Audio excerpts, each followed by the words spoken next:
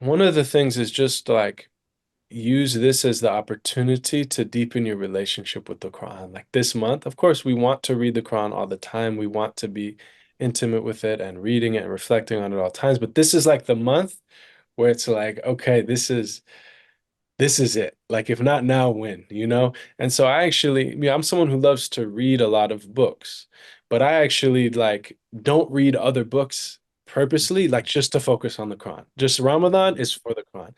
And I'm someone who, I come from a musical background. I love to listen to music. But in Ramadan, I don't listen to anything but the Quran. So Mm, it's like for me, this is the month of the Quran.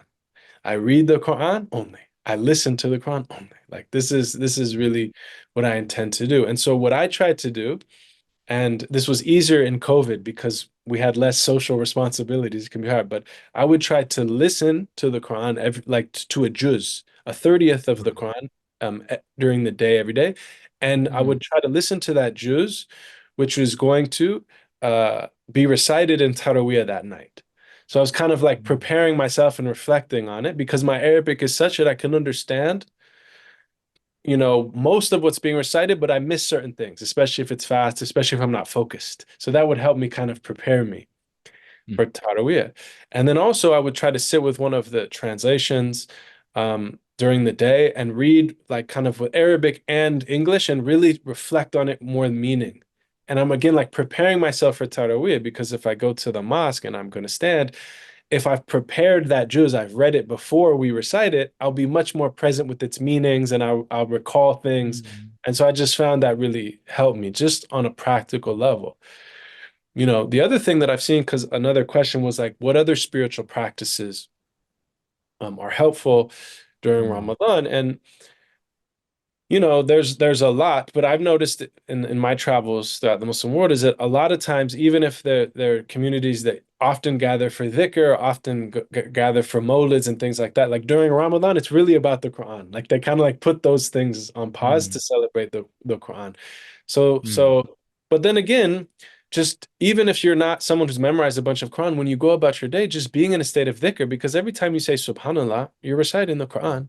Anytime you say Allahu Akbar, you're reciting the Quran. This is anytime you say Astaghfirullah, this is Quran. This is dhikr, and the Quran is the greatest dhikr. So just being in that perpetual state. And that kind of brings me because there was, just um to think of levels of fasting, and Ghazali gives the beautiful three levels that are just helpful to know okay, whatever level we're at, there's something we can strive to higher, and that can inspire us, right? So he mentions that the first level of fasting is just the normal fasting we do, refraining from food and drink and physical intimacy. But the second level, and this is what we should all be striving for, um, is to actually fast your limbs from anything that God doesn't love. So really fasting your tongue from speaking ill speech or even like empty speech. Because sometimes we just speak a lot and what are we even saying, right? But when we're fasting, you become way more conscious. Because maybe you would make an offhand comment about so and so. Did you hear about so and so? But when you're fasting, you're like, I don't want this fast to not be counted because now I'm like saying something. So you're much more conscious, right? Likewise, what do I see? What do I listen to? So this is what am I doing? Where are my feet taking me? What are my hands grabbing?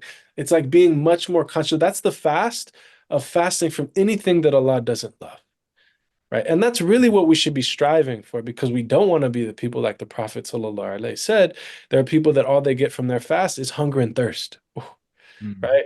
So if we're, thinking bad thoughts about people and backbiting people and we're fasting technically, but yet then are we really fasting? Like that's not what this is about. This is mm, about being in that state of presence, as Sidi Musab mentioned, of being present with Allah. Now he mentions if you really focus on this, really fasting from other than what God loves, and you really focus on the divine, it leads to the highest level. And this is, of course, a high station. This is the station of the prophets and the saints, where they actually fast from even thinking about other than Allah. That they're actually so present with God that they're they're just fasting from other than God. And even if they're interacting with people or they have to go to work or they have to go to the grocery store to buy things, they're making remembrance of God and they're making intention by doing that. I'm going to this grocery store to get the groceries so that I can feed my family, so that I can serve them. I'm going to my job so that I can earn a halal income and be free of the need of people, right? They're making, so it becomes an act of ibadah, whatever they're doing, right? And they just become basically infused with contemplation of God. And even when they're interacting with people, they're interacting with God. It's like the story they tell. There was two friends of God, two awliya. One was rich, one was poor. The rich man came and he gave some money to the poor one, and he said, "I give this, but not to you," meaning it's all for God. That's what he saw. The poor man, he said, "I take it, but not from you." Like he saw it was coming from God. So this is the idea is just to see that contemplating God in every state